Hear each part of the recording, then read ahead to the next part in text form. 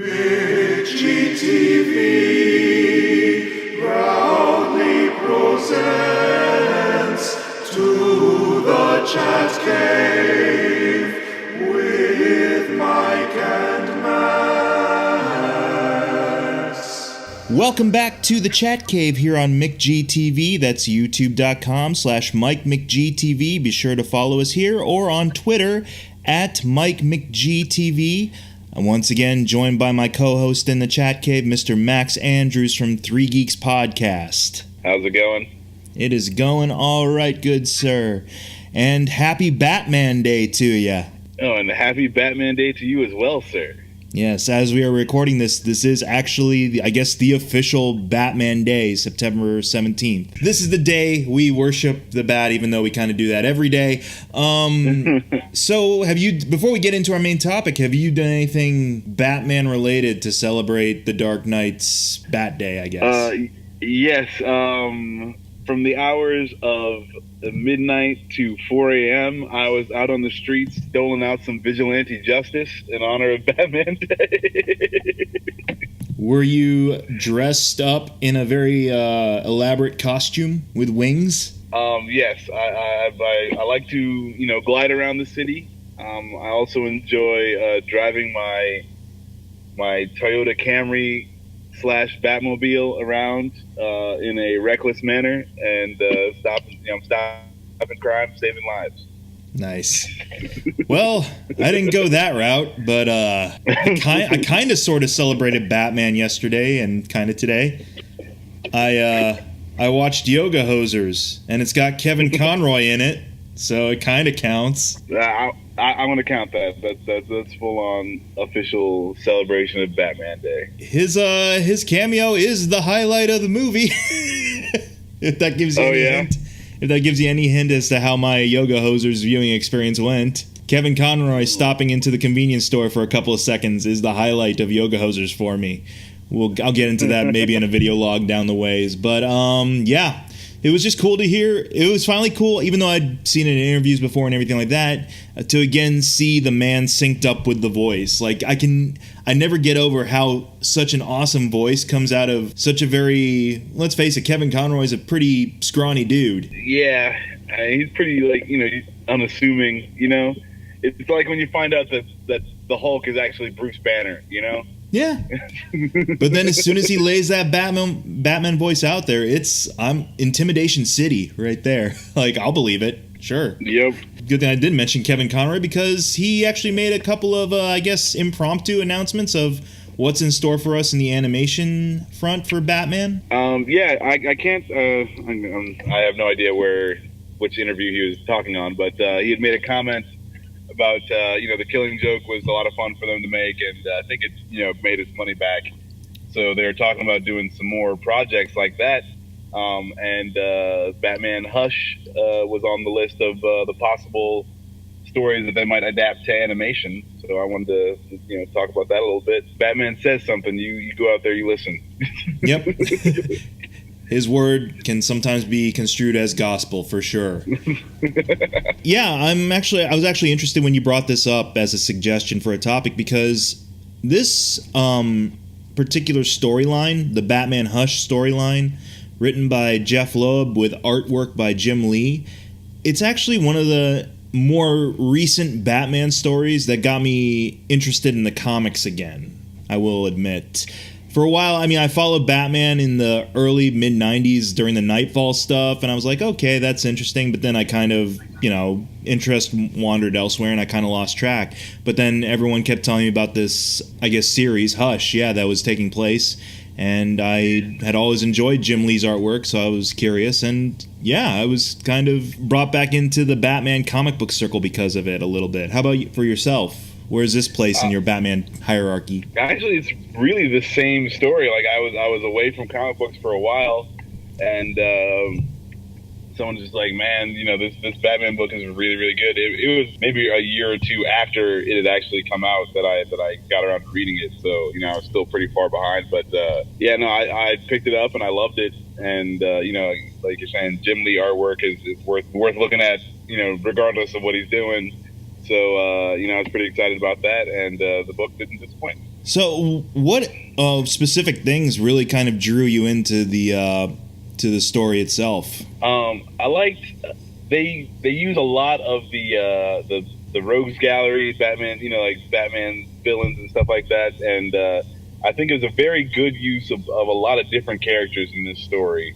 That keep keep it going, and you're like, I wonder who's going to bump into next, and yada yada yada. I really like how the story flows with a bunch of different characters, and but it also, I think it was only a 4-part run on the actual Batman comic book, so it definitely has a beginning, middle, and end, which I can also appreciate, because like you were saying about Nightfall, I think that just drug on a little too long for me to stay interested. But yeah, I mean, I think the Jim Lee art, and once I started reading it, there are always new fresh faces popping in and out, and the story just clicks right along. So I really appreciated that. Yeah, I'll agree. It's I believe kind of just the fact that it was its own kind of self-contained story that, I mean, ultimately it did have long-term ramifications for the Batman Rogues Gallery for a time, and for some other things we'll get into probably a little bit later that they kind of paved the way for. For the most part, it was its own thing, and it was a really kind of cool mystery for a while, because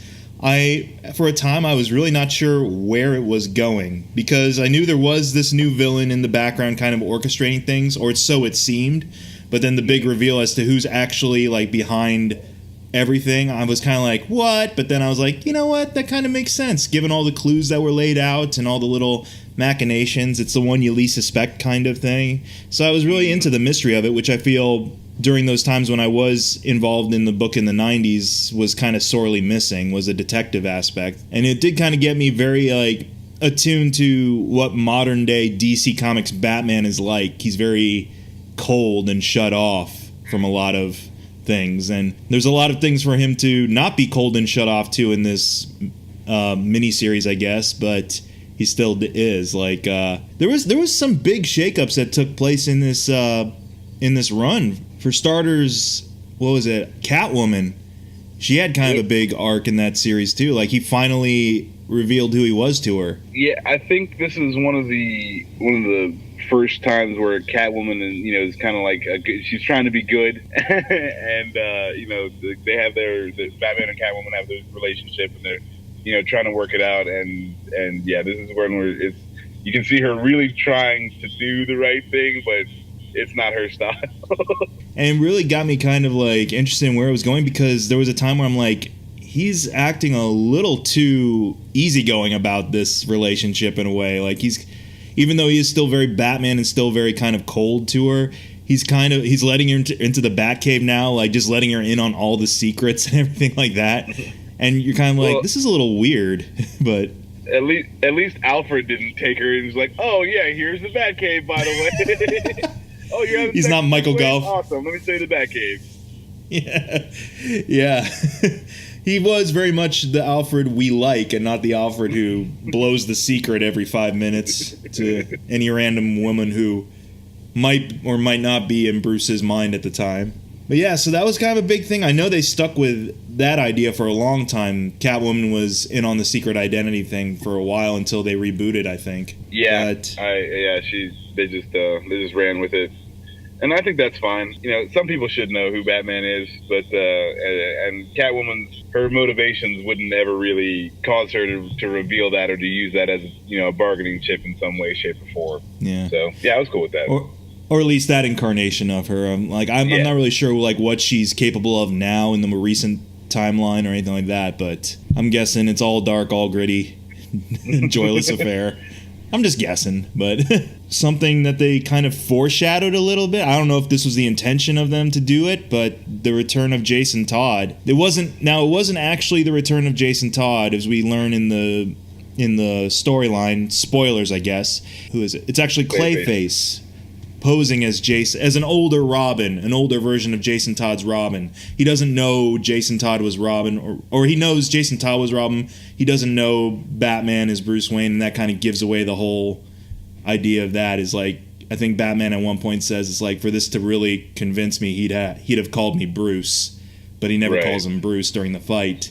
But yeah, it was it sets up kind of a vengeful, darker Jason Todd, who has a similar uniform scheme to what he has when he returns as Red Hood. Yeah, I think this is kind of like they're testing the waters, you know? Mm-hmm. So just because, like, I mean, people voted to have Jason Todd killed. I think he's the only character to date where people disliked him so much that they even set up the idea of having a vote to see if you should kill him off. But so yeah, they're like, well, what if we bring Jason Todd back in an interesting way? And you know, the world didn't burn down, so they're like, okay, maybe we can actually bring Jason Todd back. Yeah, that's what I was about to ask you. Is like, it kind of felt like maybe this was something they would want to commit to, but they weren't quite sure. So like, let's see how the audience deals with it for one issue, and then all of a sudden they're like, oh, okay. Yeah, I think that really was. There's like, can we use Jason Todd? They're like, well, people really fucking hate Jason Todd. But no, it worked really well. It played, again, like, you know, it's another solid beat in this story. Yeah, I mean, because very much the whole arc, or the whole idea of this master plan that this ultimate villain has, is to really just fuck with Batman on a psychological level. A good dose of head trauma for Batman to start it off with is, you know, that'll help. Yeah, that's cool too. I always like a Batman story where they show Batman, you know, like Batman is just a dude, you know. Mm-hmm. It's what does he fall from? Who was he fighting when he fell? Well, no, I think it opens up. He had rescued Killer Croc, or he had rescued someone from Killer Croc. Then he's like swinging away, and then someone cuts his bat line. Yes, and no one can cut the bat line because it's uncuttable apparently. So he's like, someone knows, you know, the tensile strength on it and everything like that. But as that happens, he falls into Crime Alley and gets, I guess, an internal. He fractured his skull. Fractured his skull. I was about to say he had a brain hemorrhage, but fractured his skull, and so he needs like immediate surgery. And so enter his old childhood friend, who just happens to be the world-class neurosurgeon, Tommy Elliott. You know, when you're Bruce Wayne, your best friend can be the best brain surgeon on the planet. You know, those sort of things just happen. Now, with Tommy Elliott, though, did you kind of call the whole something's up with this cat? Yeah, I mean, it sucks because he's the only new character they introduced. Yeah. So, you know, spoilers, it's kind of easy to pick out who the bad guy is. One of the bad guys, yeah. Yeah. They do kind of, you know, take you for an extra loop or two, but you know that there's something wrong in Chinatown when Tommy Elliott shows up. Yeah. What Max is alluding to is that the titular Hush is in fact Tommy Elliott. So yeah, that kind of gave it away for me early in the game. I'm like, new supporting character, used to be friends with Bruce Wayne, saved his life, he's gonna be a villain. Bruce Wayne can't have friends. He can't have friends his own age. They either got to be really old man servants, or they got to be like young wards that he adopts. Like you said, a whole bunch of the rogues gallery decide now is the perfect time to act out. I'm trying to remember who. I remember Poison Ivy goes to Metropolis. Yeah, she mind controls Superman. That was pretty awesome. I really like those panels. Yeah, that was a really cool fight they had for him. It's like, it wasn't over the top like certain movies recently have been, but it really was kind of, you got to see a little bit of Batman's tactical mind going there, because at least he had Catwoman in tow, and he's like, Catwoman, go get this reporter from the Daily Planet. She's like psychological leverage for Superman. Yeah. Which, you know, I'm sure Lois appreciated a lot in that moment. Well, she's always, you know, getting kidnapped or thrown off a building or whatever anyway. So, I mean, this isn't outside the realm of her Tuesday.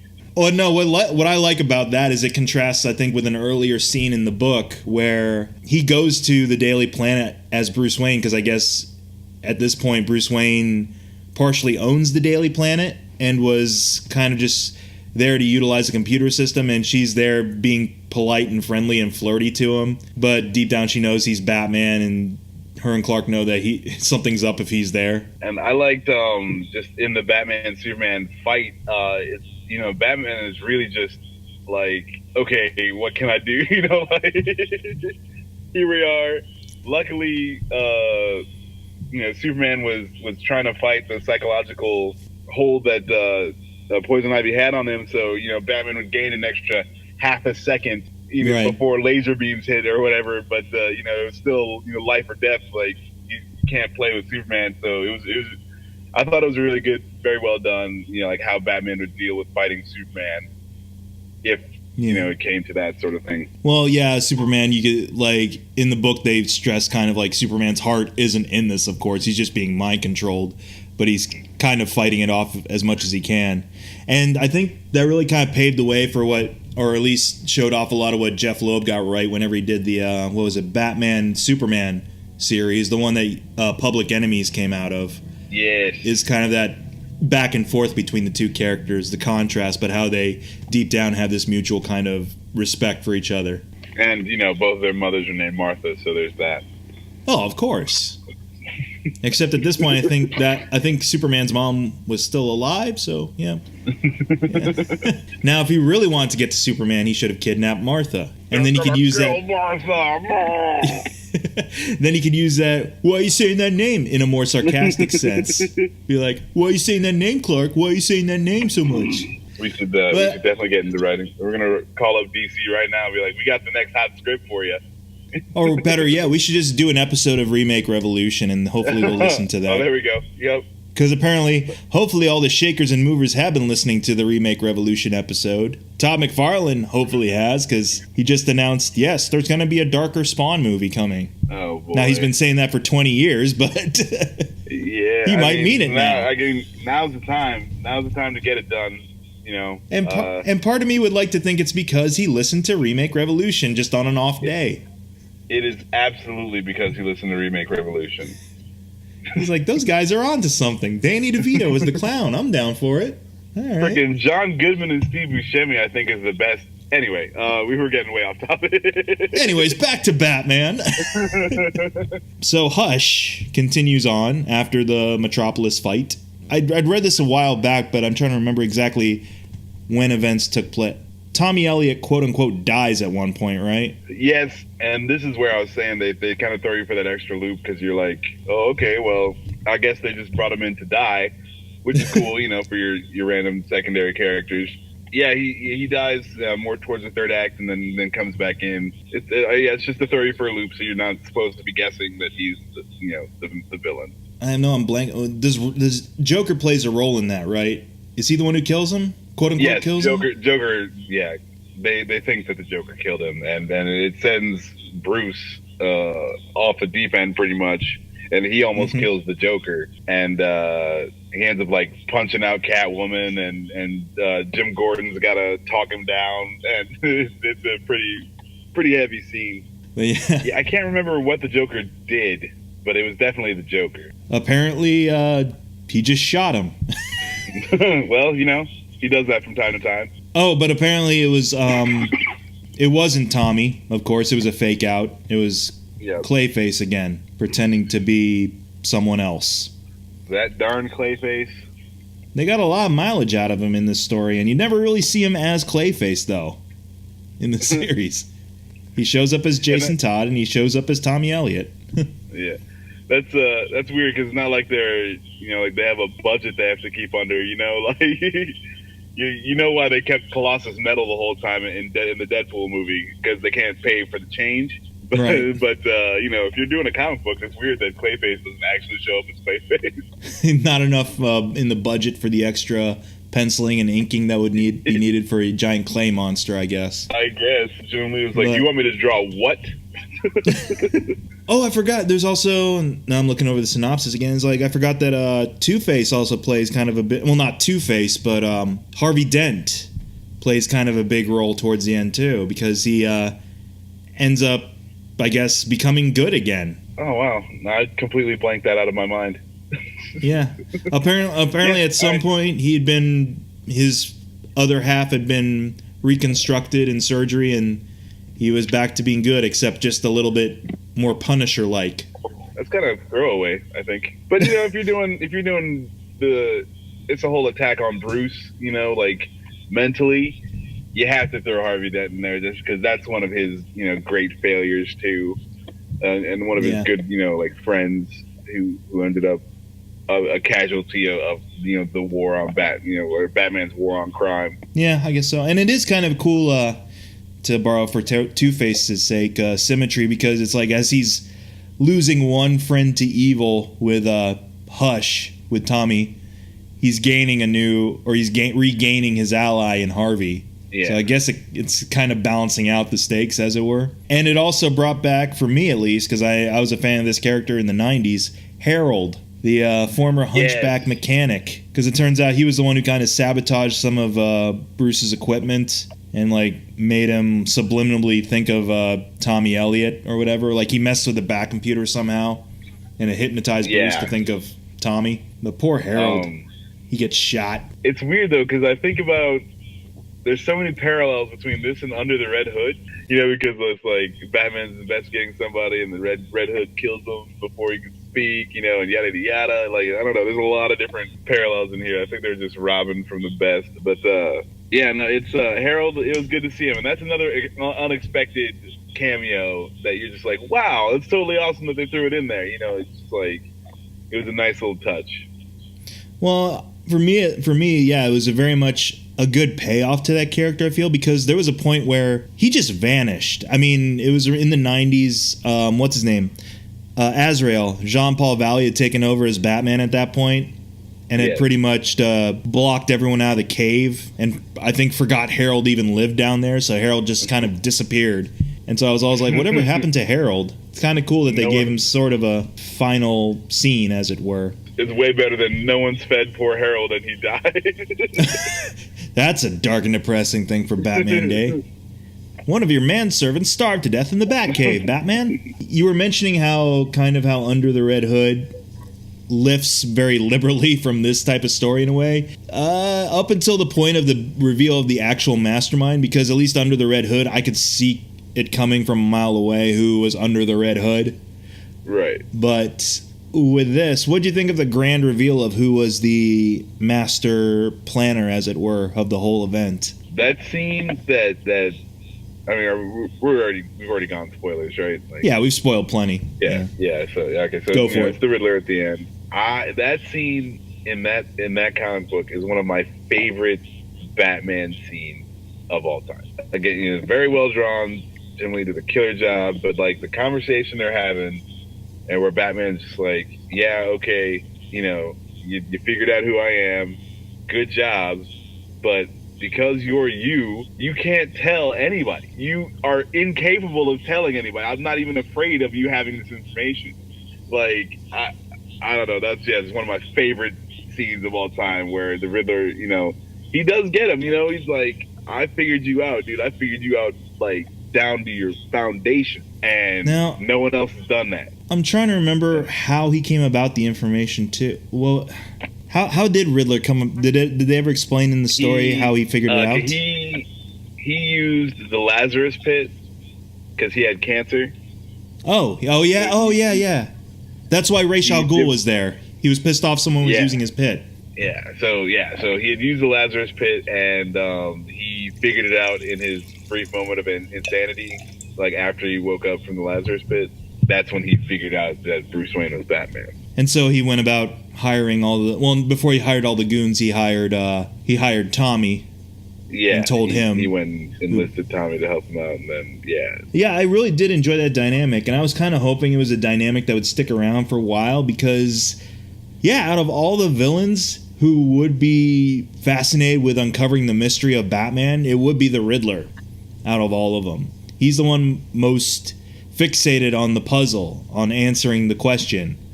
Yeah. Like the other villains, even the Joker to some extent doesn't really care who Batman is. I think at one point, and even in the New 52, like Batman at one point even revealed who he was inadvertently to the Joker when he was incarcerated, and the Joker was just like, whatever, I don't care. Because I think it was in the Death of the Family, the run, where he was, he said the Joker followed him to into the Batcave and saw him unmask at some point in time. And then Batman was just like, but he doesn't, it's not about who's underneath the mask for him. Like, Batman is who he cares about. So he's like so insane he can't even see not Batman. Like if you take off the mask, He doesn't even see that. So so that was like his psychosis. So like it's the same way they did the Riddler here. It's just like in the same way he would be the one who has to know.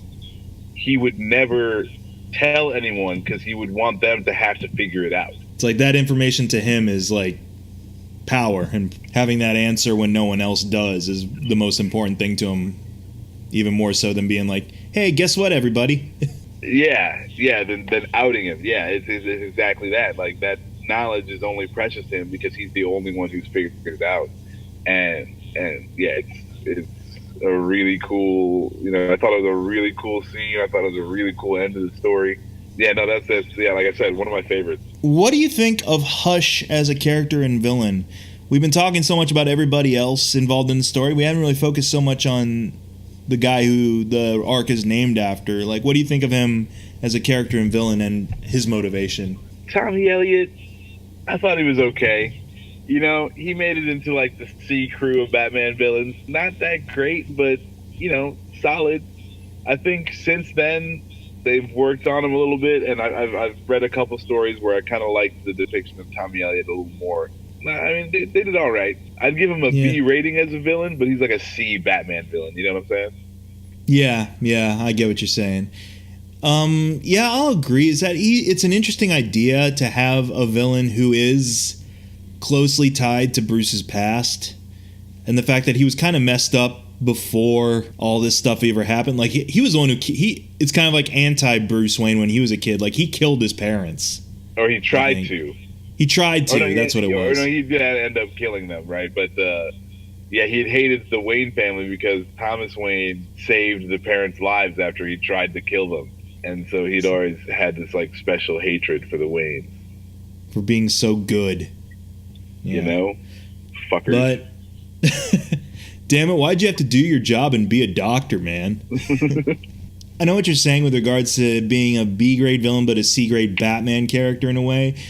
It's when they utilize him to serve the Batman story itself that he's the most interesting. Like, I could never really follow, like, a lot of villains these days get their own, like, mini-series or anything like that. Like, I could never really follow a Hush, I guess, solo series or something where it's, let's follow Tommy on his adventures and exploits. It's like, nope, it's got to be involved with Bruce in some way. Like, there was a point where I touched into it every once in a while after Batman had been comic books, after he'd been sent back in time by Darkseid's Omega Beam or whatever. Yep. And everyone thought Batman was dead for a while. That what was it, Nightwing, who was Batman at the time? Yeah. It was, and Damian Wayne Robin. Yeah, they just let Tommy masquerade as Bruce Wayne for a couple of months just to keep the illusion that Bruce Wayne was still around. Like, that was kind of interesting to be like, okay, here's this clearly evil dude, but we could use him in some way. He looks, he's made let him out, like, keep him on a short leash. Yeah, he's made up his face to look like Bruce, so let's just let him go and impersonate Bruce for a couple of months, as long as he doesn't do anything too bad. I mean, that's interesting, but yeah, it's like, it seems like he's an interesting villain, but outside of a Batman story, I don't see him really working too well. Like, some of the villains, like Joker can go over to Metropolis probably and give Superman just as hell of a time as he would in Gotham. And some of these villains have worked their way out of Batman's shadow in a way to be their own thing or to function on their own. But yeah, Hush, I feel, is always going to be in the shadow of the Bat, so to speak. Yeah, and then again, the only other way to use him would be the same way that Nightwing and Damian Wayne did, as a Bruce Wayne impersonator. That's his only skill. I mean, other than being a brain surgeon, that'd be kind of cool. I guess if he popped up and they're like, "What the fuck is Bruce Wayne doing over here, like scrubbing up?" And it's Tommy Elliott doing brain surgery. But yeah. So he works in this. He works against Batman for sure. But there's only they kind of limited his use in the same token. On the other side of the coin there. But I liked it though. It was a solid story, and he's still an interesting enough character. You're not just like, oh, thank goodness it's over. And I know this whole conversation kind of started because of the fact Kevin Conroy hinted at the idea of an adaptation into animation. Has he really had any exposure outside of the comics? Oh, he was in he's in the game. He's in that's right. Asylum. Yeah, he's in the Arkham series briefly though. Like, I remember his Yeah, his missions are like really kind of like 5 he's got one of seconds the or little something. side storyline, little, like extra things you can detective mode out. Not too much. He didn't get too much time, but he did get a little love, and he made it in. So, better than Magpie. Yeah. Poor Magpie. What the hell are good villains? But well, since we're talking about this idea of adaptation for this particular character, now we won't get into too much detail with this because I'm foreseeing this as a possible Remake Revolution episode down the line. But maybe we can perhaps have a little fun here. Who would you kind of want to envision as playing, say, I don't know, either the animated or the live-action version of Hush? Who do you feel either has the voice or the overall performance to carry off that role? I mean, I do. Okay, there's no way you're going to ask me about an animated film starring with Batman in it where Kevin Conroy isn't the voice of Batman. Like, 100 times over Kevin Conroy. Like, if we can't get him, then we might as well just not do it. For Batman or for Hush? For both. I would have, because both? Tommy Elliott is trying to be Bruce Wayne so much. Like, I figured he would also, take on his vocal mannerisms. So I would just want Kevin Conroy to do another, to a slightly off Bruce Wayne, because like how he does it is Batman's speaking voice. Bruce Wayne is kind of a caricature of, like he does a ha ha ha like version of himself. He would do Tommy Elliott with like a little bit of New Jersey in there or something. It's like tweak it just a little bit. All right, I can dig that. Well, let's go live action then. Take some time to think about this because we've already had some recent news that we're going to have Joe Manganiello as the werewolf dude from True Blood and Flash Thompson as Deathstroke in a Batman movie. Let's say if they ever brought Hush to the DC Extended Universe, who could you envision playing live action Hush? Yeah, I would get like Armie Hammer, maybe. Ooh, yeah. Because there's the history. There's already a history with him and Batman. Yeah, they owe him. He looks sort of to me like he could be your Ben Affleck like double. You know what I'm saying? So like if you're trying to kind of go for someone who could take on, he's kind of saying he's a big guy, so physically he kind of matches up with Ben Affleck, and then they could do him up to look more like him, I think. So I think he could play that role. And he was good he was in the Social Network, right? That was him. I know him as being the Russian dude from Man from U.N.C.L.E. Yeah. So it's the same guy, and the Lone Ranger, right? Yeah. Well, he wasn't as good in the Lone Ranger, but that's not his fault. Oh, no, the Lone Ranger is terrible, but yeah. But no, I think you could pull it off. I'd like to see Armie Hammer. I'm 100% on board with that too, because like you mentioned, it's a nice kind of, he's got kind of the looks and the build to kind of match Ben Affleck's Batman in terms of that. But yeah, they kind of, it would be very serendipitous to have him come back as a Batman villain. Definitely. They owe him that much, I think. Like, why not? And I really do think you could pull it off if they were going for something like that. I think that'd be good. I think this was a fun little discussion with regards to arguably the Batman story arc that brought both of us back to the comics. It's like it's pretty cool that it was this story arc that we both agreed on. It's like, this is why we love Batman. This is why we should continue to love Batman and revisit him. It was due to this story in particular. So thank you, Mr. Loeb and Mr. Lee, for that. And also the inker and the colorist whose name I don't know. And all of the DC Comics staff, who I'm sure had a hand in marketing of some kind for it. Now, I think I originally had the 2 volumes on their own, but I'm sure Hush by now has to have its own like definitive ultimate hardback edition with plenty of bonus sketches. I don't have a hardback one. I do have one it's not split up into 2 volumes. It's all the whole story in one. And it does have a little bit of the extra covers and stuff like that from Jim Lee. So go pick those up at your local shop or Barnes & Noble or wherever you pick up books. Yeah, man, you got to hold that thing in your hands. Turn the page. But Overall, yeah, I'd really recommend this book. Oh, I forgot to mention, is there anything that doesn't really work for you for this particular story? Yeah, Two-Face I kind of thought was unnecessary. I thought they could kind of just skip over him pretty much. But, again, it helps with the weight of things for Bruce Wayne. So there's that. Maybe a little too much with the Catwoman like love story where they're trying to figure out how to be a couple or whatever the fuck. Like, yeah, I could whatever. But yeah, other than that, I mean, it's not even anything. There's nothing I have that's really wrong with this book. Like, it's a solid, 8 out of 10, like solid book. Yeah, I give it an 8 out of 10 as well. It didn't really ever drag for me so much. I could definitely see what you mentioned, certain parts being a little extemporaneous and unnecessary at times. I do remember there's one scene where was it Lady Shiva